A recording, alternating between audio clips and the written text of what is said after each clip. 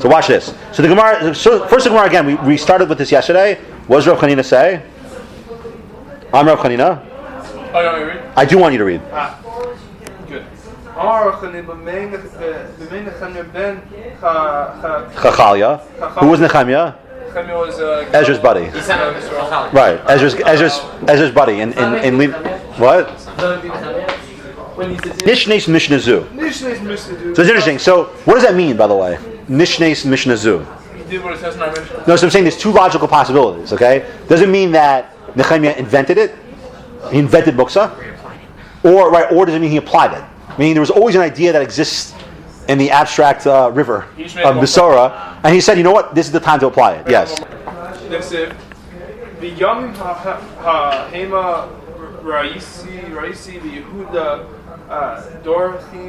Gitos.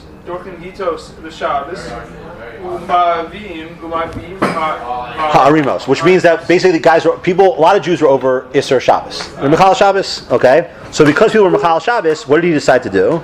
He decided to institute Muktzeh. Take a look at Rashi, Mishnah Zu. It's where it says Mishnah Zu. 5 lines up, first in line is the count. Thank you, Yaakov. Mishnah Zu. Dilael. Barishona. Hayu Omrim. Gimel Kalim. The Sulo. In other words, what did the Mishnah first say? The Mishnah first said what? So that in the beginning the Rishon is true that everything was a problem. Except for these 3 Kalim. Right, and then what's the end point? The end point. The last step was that everything is mutter except for these 3. Okay. Not so, except for those 3, except for 3 different. Not except for those 3. Correct. Point being is that there's a process here, right? So Nehemiah was the one who first brought about Muktzeh. Okay. Now watch what he says. Rashi. Yeah. Mishum. The Havu. Mezalzlim Mishabasos. The Chasiv. The Yamim Ahema. The Chule. Or the Gomer. Etc. So people were Mezalzel Shabbos. Okay. So they define Mezalzel. Define Mazazel. Someone here define Mazazel. Rashi's learning in line, so to speak, with the Rambam's way. Why? Stop that. Why is Rashi learning that way? Oh, okay. Why, guys? Why? How do we sense in Rashi's words that Rashi's kind of agreeing with the Rambam saying? Rambam? Yeah, the Rambam. Rashi seems to be saying like the Rambam. I just realized this now, because he's saying what is he says they're Mazazel Shabbos. He's not saying that's the Isser, right? What's the problem? It's the attitude. They have an attitude towards Shabbos. And remember, the Rambam's whole idea was about, like one of them was about Shvisa, right? So they had the wrong idea of what Shabbos was. They didn't relate to Shabbos appropriately. So what's Hataras Kalim? What's that referring to? Hataras Kalim is the permission. The permission of Kalim. Oh, which relaxation? Final. Okay. So these things, right? This is the key point. Okay. After you had Hataras Kalim, okay, these 4 things were prohibited when? Beforehand, meaning what? They were made mutter before the relaxation. Okay, so before. No, it's like this. No, I'm sorry. The first step. I apologize. The first step. The final step. No, the first step. She says you're referring to the last relaxation. In that last relaxation, what? Are these machzolis? We'll find out. Why? No, there's something exceptional about these things. We're going to get to that. Okay. No, obviously they don't fit into, even with all the relaxation, for some reason these things are not part of it. They should be in the first relaxation. They should, no, why? They've been allowed in the first relaxation. Just let the Gemara talk. I know what you're trying to ask, I know. Alright, so now look at the next Rashi. Lo Siddur Akanim. Hayu Notnin Marachas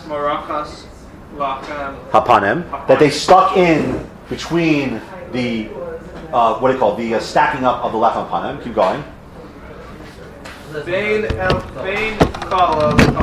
Right? Why? Lahafridan.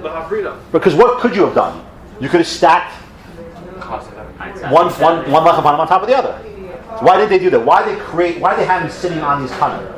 It's not the right drawing, by the way, because it really went this way. Whatever. That's what the Rashi is about to say. So why would you have him sit? Because what do you want to produce? It's not accurate here. Air. You want air. Keep reading. Haruach binyahen Beinehen. Shalom Yita. Shu. So what do you want? You want to be able, because what's going to happen if you don't have air between them? Moldy. I thought it was a miracle where they stayed fresh. Alright, that's what I was about to say. Well, No, you gotta do your shackles. exactly. So you can't be soaking on this. I don't know. I don't know. Whatever. I don't know. To me, the better question is, so how's there muktzeh here? Because it's the base of Mikdash. But fine. But there is. Okay. That's not the question we're going to deal with. Okay. So here, what's it saying? So so what's the problem so far? Where's the problem? So keep reading in Rashi. So you cannot put them in, nor can you take them out. The poles. The poles, the kanim, on Shabbos. Marmina Maracha Yeshana, because when would they change over the bread? Shabbos. On Shabbos. So these cannot be arranged, nor can they can't be put in or taken out on Shabbos. Why not? Dochas to Shabbos. Dochas Shabbos. Ella. Okay, Ella. Nechnes the Erev Shabbos. So the Kohanim would go in on Erev Shabbos, and what would they do? Keep reading. Benotel ha-kanim. They would take out the reeds of the tubes. Okay. V'lamacher misalak Hamaracha. Maracha ha-yeshana. So then the next day they would take out The old ones. the old, not the tubes, The old hops. the old challahs. Okay, they allowed them to stack on each other for that one night.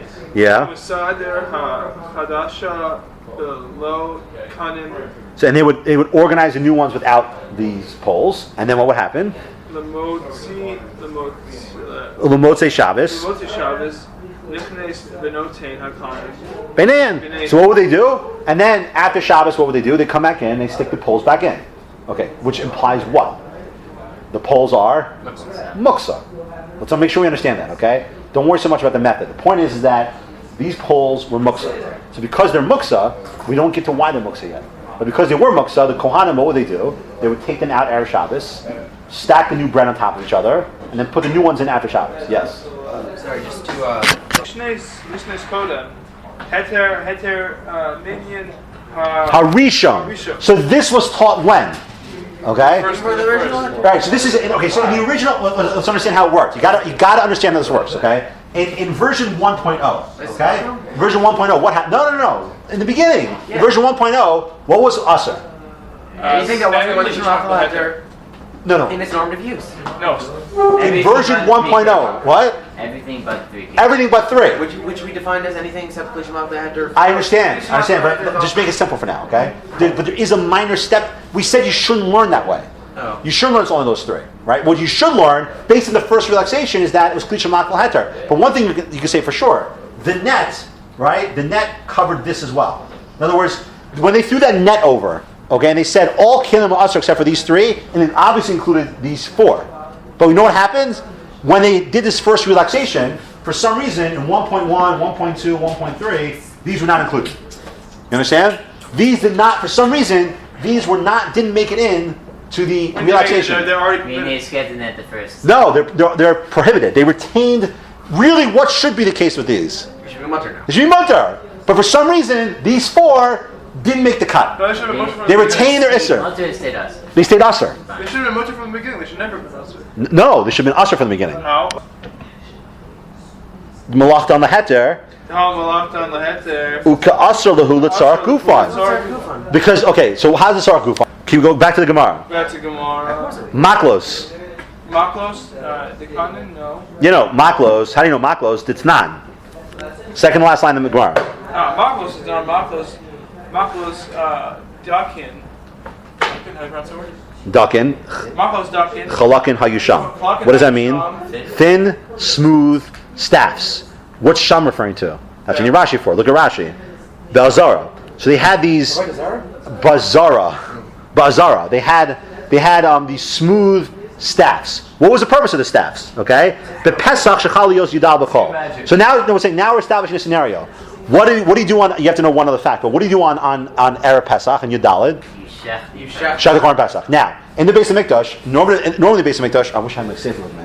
It's a great picture. Right? In the base of Mikdash, okay. When people came into the Zara, what do they use to hold the animals? Sticks. What? Smooth sticks. No, not ideally. What? Rings. What? Rings. Rings. They had these rings that were built in already. Okay. not like this kind of ring. These big rings. Okay, they held the animal down. Pens? But here's the problem. The problem is, no rings. Like they had like these rings and they were stuck in the ground. The neck would go into. But there's one problem though. How many people show up for the Korban Pesach? A gazillion, right? So the problem is with the gazillion people there, you have a problem, which is you run out of. So what was the alternate? Smooth sticks. Okay, so but how would they do that? Watch. No. It's great. It's even better. Okay. So what would you do? So normally what would they do? They'll go back to the Gemara. Back to the Gemara. Umenicho. Al Ksefo. Seifo Al Kasiv. Chavero. Vitolo Mafshit. So what would they do? No. It's like this. You and I would be standing, right? We'd have the animal. It'd be on the tied to the stick, okay, and we'd hold it like this for the coin to be able to shacht it, or for us to be able to shacht it. Okay. What? What is it? No. Smooth stick. You ever seen the movies where they tie like the guy gets tied to the stick and they like in Star Wars when they you know what I'm talking about, right? Yeah. The same thing. Pirates of the Caribbean. Arba'a Aser Shechal Shehayut Shechal Lios b'Shabbos. Lios. So what happens if Erev Pesach comes down to Shabbos? Well, let's think ahead. What's going to be the problem? Sticks are muktzah. These sticks become muktzah. Okay. Miniach yado. Minhiach Yad Al Kasab Chaviro. I have no idea how they did this. Okay. The Yad Chaviro Al Kasbo. Vitolo Mishpat. Umashit. Okay. There's nothing wrong with the kli itself, but for some reason they said there's a problem. Okay. It's a kli shemak l'heter, and you're doing the tzarach gufo. You're doing it in the tzarach gufo. No, it's our Gufo. You can't do Tzarach Gufo. You can. Means out. No, I'm sorry. I'm sorry. It's not. What does he say? It's No, I'm sorry. I'm sorry. It's normal tzarach. No. I'm sorry. It's still tzarach gufo. I apologize. It's still tzarach gufo. You're right. It's still tzarach gufo. No, which is still tzarach gufo. That's why you can't do tiltul gomer. You can do it by dragging on the ground. Okay, which we're not ready to discuss how you can do that. That we'll take it up at some point in the future. But for now, by the knob, what's the problem? The problem by the knob is that again, it's a kli shemak l'heter l'tzarach gufo, and that's before the relaxation. Keep going. In the Rashi or in the Gemara? No, Gemara. And the last case is the meducha. Meducha. Okay, stop. That's it. Now, what about the meducha? So we know that from before. There's a Gemara before that says by the meducha, the mortar. There's also the mortar. Again, the mortar is a kli shemak l'heter l'tzarach gufo, and it's still aser. Okay. So now, what's the question you have to ask on this before we take up Rabba's kasha? Okay, let's get the actual methodology question. One second. Who cares? Come on, a more basic question. Why It is. These are all kli shemak l'heter. Right, and this one's a kli shemak l'heter. Why aren't they? It's not. These are kli shemak Why l'heter. aren't How they is it not a made kli shemak l'heter? I don't know. Rashi's saying that every Rishon, check your kovetz. Everyone agrees that these are kli shemak l'heter. Right. Okay. So isn't that a question though? What do you mean? This seems to be kli shemak l'heter. No one asked that question. Why would you ever ask that question? What's wrong with this? What's wrong with the walking stick? A mortar. No. You got to go to the sugya. Mortar's not considered that. Why aren't they made mutton? Right. In other words, the basic question is now you got to be careful when you ask that. Okay. Why would you keep these out? Okay. Now the way we're going to define this is the way I want to define this. Okay. I'm not interested in taking up the specifics of each case. Okay. I'm not interested in finding out what it is unique about. You'll see in the kasha the Gemara is about to bring up, because that was originally the way I was going to approach it until you see the kasha. I'm not interested in finding out what would make the knob unique, the mortar unique, this unique. No.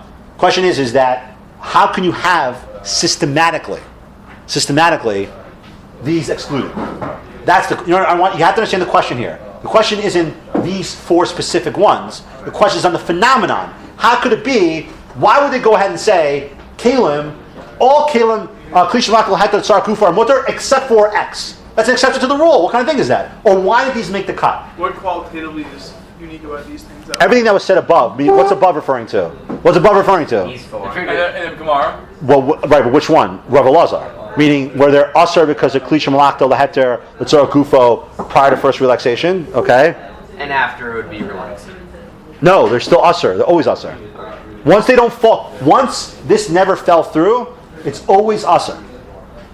Once Why one do you have to say that? Because that's how they learned. You sure? Positive. They Keep can't- going. They can't learn prior to first, and then after there was lunch. I mean, that makes no sense because the first relaxation was kli shemak l'heter l'tzarach gufo is It's mutter. helping us define that. What? It's helping us define that. What's helping you define what? We defined that before, but the Gemara didn't expect us to be able to from that Gemara, so it's helping us out by saying it. No, it's not. Keep going. Trust me. Look at Reina Chanano. So what did you say? Elu Kulon Kalim Pain. Bakodim Teres Kalim. Nish Shanu. She'isr or she'isr l'taltalin? B'Shabbos. Okay, so that's version 1. Aval. Aval? Yeah, keep going. Aval akar heteris kalin motrin. Mutar in hand. Okay, so that's what Mati's saying. Okay. What? So what happened? So initially what? Okay, initially what? Actually, they're forbidden. Right, they're forbidden. Right, 1 second. Right. Okay. And what's the other version? V'chalak Rava al Rabbi Elazar. It's Rabba, whatever. V'chalak Rava al Rabbi Elazar. V'amar Dilma achar taras kelim nishnu. V'asur hein la'olam udvar pshutin hein. Okay. So what are the two ways of learning? I don't know. The way you spelled it. What? The way you spelled it. Which is what? Okay. These are muttered after. Close to me. The question I think really is that what was the result when they went through this whole entire system of, as you put it, what, sandwiching? Sandwich. But forget the specific kalim. The general phenomenon of the original takana, and then relaxation, and the final thing of kol kalim, right? There's two ways you can look at that phenomenon, that whole process, or I would say the effect of that process. There's two ways you can look at it. This is you're the starting point, but you have to go further. Okay, there's two ways you can look at it, I think. Well, we want to know how we can go further. Or less. Right. No, okay. no, it depends. So let's take the first shita. The first shita says that originally these four were usher, but why were these four usher originally? Because it was litzarach gufo, and then after the first relaxation, they retained their status of isser. Okay, and they retained that status of isser, correct? And they remained usher even after the final step of kol hakelim. What? Do you want to take this one first? Yeah. Oh, okay, fine. So okay. So if you want to take the road, okay, fine. Let's take that road. Fine. Let's take the road where it was originally usher. I'm sorry. And then it became relaxed. But then after the final relaxation, right? Afterwards, they went ahead and ushered these four. Okay. Now let's just get one obvious fact out there, just to dispute John's assumption. You can't assume they forgot about them. That'd be kind of silly, right?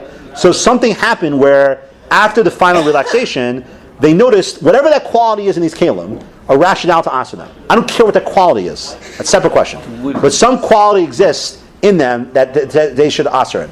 What does it then show us about muktzeh?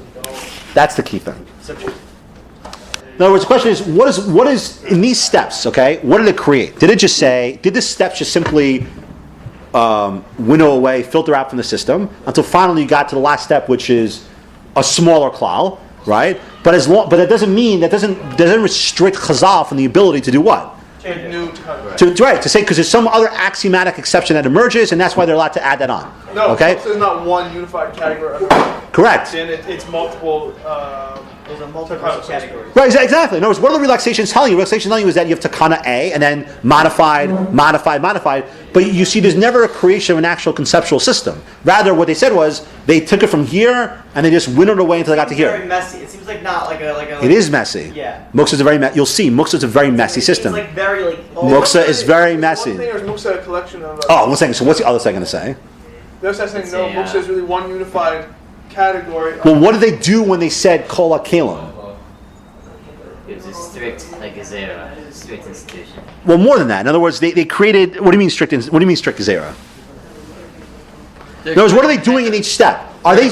There's two ways you can look at the steps. Are they simply removing Isser or are they expanding Heter? Okay, that's a fancy way to put it. But what does that mean, though? I mean, if you're removing Isser, right? That's what you mean, removing Isser. Is that what you said? Yeah. So what you're doing is you're simply you're shrinking. Shrinking. Right? You're shrinking the parameters. Okay, but you're never creating a conceptual system. You're saying there's an idea of all these kalim were prohibited, and now we're just going smaller and smaller. But if you say, let's assume the way you want to say that you're creating hectare, what you're actually doing in each step is doing what? Widening. Which is what? You're actually creating each step is its own conceptual system. It's saying there's an actual conceptual system in play. So therefore, the last step would mean what? Once you had that last step, what can't you do anymore? You certainly can't add on any more muktzah because there would never be a specific muktzah after that point. What would you do after the last category? What would you do? Right. I'll put it a different way. Maybe I'm not being clear. I'll put it in a different way. In other words, like this: the nafkamina conceptual between them is like this. Okay, let's say you come along and a new kli gets invented. Okay, a new kli gets invented. Okay, there's two ways you treat that kli. One way is you say, oh, what category does it fit into? right? We're gonna take this kli and give it put it into one of those categories we created. Okay, this one, that one, that one. That's one way to look at it.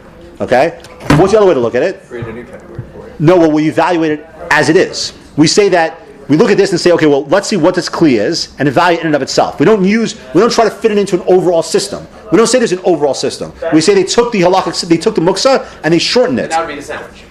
Right, no, my point is like this. My point is that, maybe a little bit a different way. In other words, in this sandwich version, as you guys like to put it, it's not that there's a categorical reason why these things are asur. It's not a klisha malachto laheter blah blah blah blah. It's some other specific thing unique to the usage of that kli that's producing the isser muktzeh. Not related to the original. Right, exactly. That's what you meant by tethered. It's not related to the original Takana It's outside the Nechemia. conceptual framework that instituted the original Takana Nechemia of Muktzeh. It's in a new. I don't want to say it's a framework because these are all their own independent categories. They're not Right, connected. yes. So I was going to say that there is some outstanding reason for these things to be. Correct. So after he said